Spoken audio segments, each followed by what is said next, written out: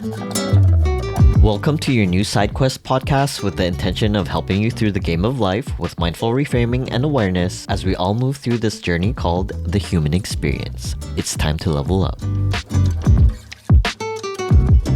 Hello everyone, and welcome to your new SideQuest. Failures and rejections are redirections. This is Derek. And this is Zach. Today we are on the topic of failures, what value they have, and what it truly means. So Zach, tell me about something that you recently had experienced with failure. So recently, I'm going to talk about my previous job that I don't work at anymore. But recently, I was let go from my previous job because I was told that I wasn't a good fit for the team moving forward and that they were going to continue moving on without me on the team. And long story short, the team was looking to restructure their company, so they were going to hire two other public relations companies, and that was going to replace my role as a sole independent content creator or social media coordinator. And I remember I didn't my feelings and the logic behind why I was being let go didn't really connect with each other. I was feeling like a failure. I felt rejected. I felt that I wasn't capable or good enough for my role, and that's why they decided to let me go. But I realized that in reality, there were so many different factors in those circumstances. I honestly think that job wasn't the right fit for me in the end because I didn't have the right team with me. I didn't have adequate mentorship, and also I was kind of thrown into the fire. My first couple of months in the job, they just kind of expected me to meet their demands without proper training.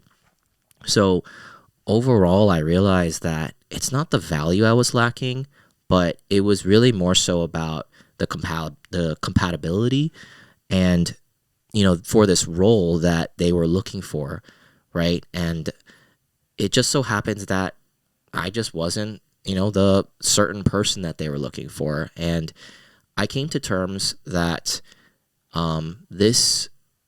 what happened was kind of a blessing in disguise because it taught me that this was actually an opportunity for me to go back into freelancing, to work on my own content, and to really just go all in with freelance and video work. Kind of revisiting back too, I thought about it and I realized that you actually didn't really like the job from the beginning. I was so stressed. That was one of the jobs that I had sleepless nights. I had so much anxiety.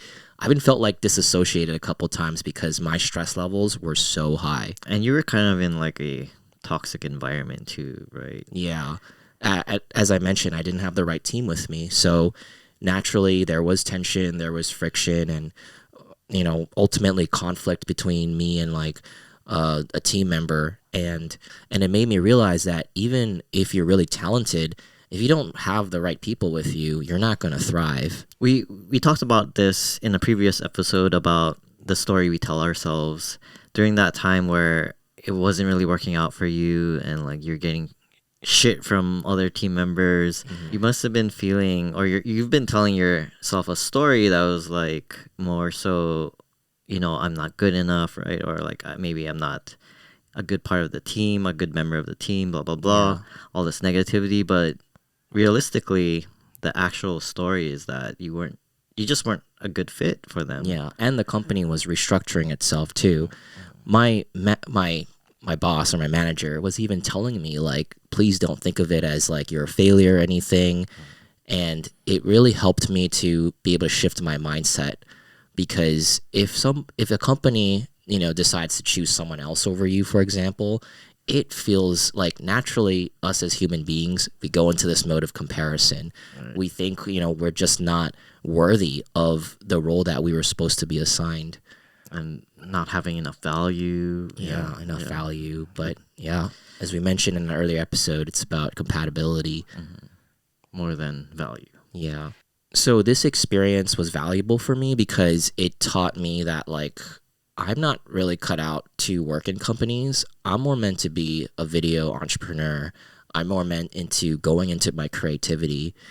I know that you've also have had some experiences with your creative career too. So, what sort of failures or rejections have you experienced? So in terms of career, I remember in college when I was taking a class in film school, and just so you guys know, before I even majored in film, I didn't actually work or touched a big production camera.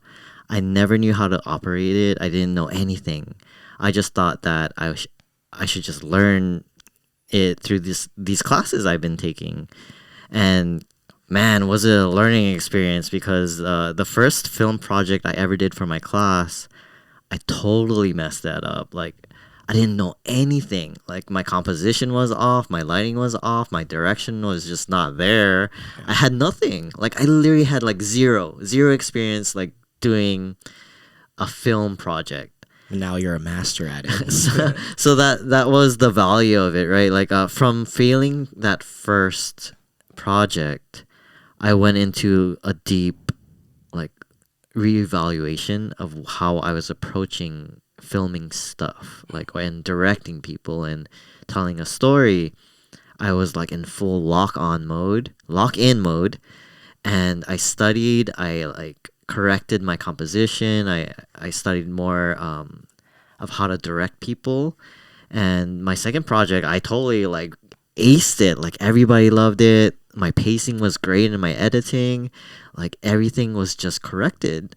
And without totally fucking up that first project, I don't think I would have grown from that. I wouldn't have grown from that experience to how to the level of skill I have now. It was all due to failures. It wasn't because I wasn't good enough. Maybe at that time, if you were like to like compare me to other people who are talented, maybe yeah, but like, because of what happened, I totally grew, and it was such a blessing. Like you said, it was a blessing in disguise. I was redirected. It acted more as a catalyst for growth, and yeah, I just totally grew from it. For sure. So a quote that I always remember is that a master has failed more times than a student.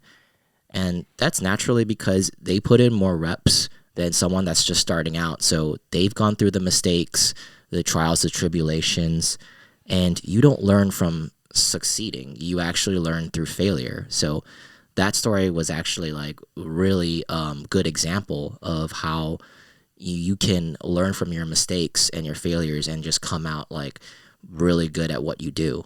I just think that that's how you master things. That's how you truly master things. You fail a million times before you get to this level of mastery. Yeah. This goes also the same with relationships too, not only just career. My whole life, I've been in relationships, and I feel like a lot of the times I was just choosing the wrong partners, because realistically, I didn't know what I was looking for. I don't know who would be compatible with me. And also, it's a very challenging thing to find a good partner for you, because you're always changing too. But yeah, I had many failed relationships, and it's all due to the fact that I actually didn't fully know about myself. I didn't know who I was and what I like, what my standards are, how I relate to people.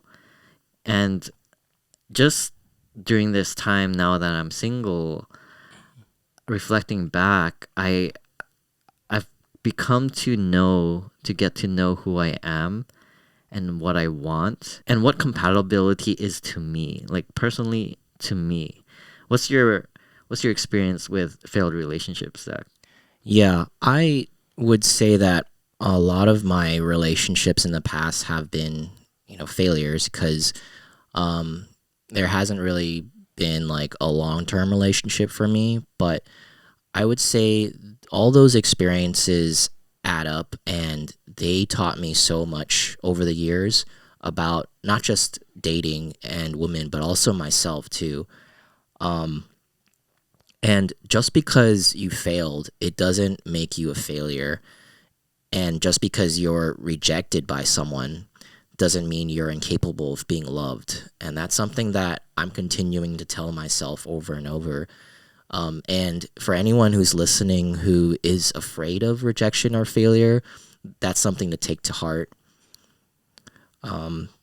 Yeah. And, another thing is Thomas Edison didn't fail with the light bulb. He actually found 10,000 different ways that didn't work. And maybe that mentality could apply to dating. You just have to get rejected 10,000 times. Man, I know that the most successful people who are good at dating are the ones who get rejected the most, right? Yeah, they're the masters. So they have, being rejected, like you said, 10,000 times. That probably built them like a thick skin to rejection, Yeah. and very solid level of confidence within themselves because they don't take it personally, right? Yeah, that's how people become confident, because they know themselves so well. You just have to try again, fail forward, and that's the way that success works. What would you say we would approach this new mindful reframing here? When you fail at something or get rejected, see it not as a sign of your worth or your value. Failures are a redirection. It's a catalyst for growth. You grow from these redirections in life. And sometimes you need to fail many, many times, and in order to grow from these experiences and ultimately succeed. Basically, what you said before, you fail forward. So, yeah, we'll end it right here. So if you found value in this podcast, be sure to give us 5 stars on Apple Podcasts as well as Spotify. Check out our Instagram page, which we will link in this video. And if you're watching this video on YouTube, be sure to give us a like as well as subscribe to our YouTube channel. Thank you for listening. This is your new SideQuest podcast. SideQuest complete.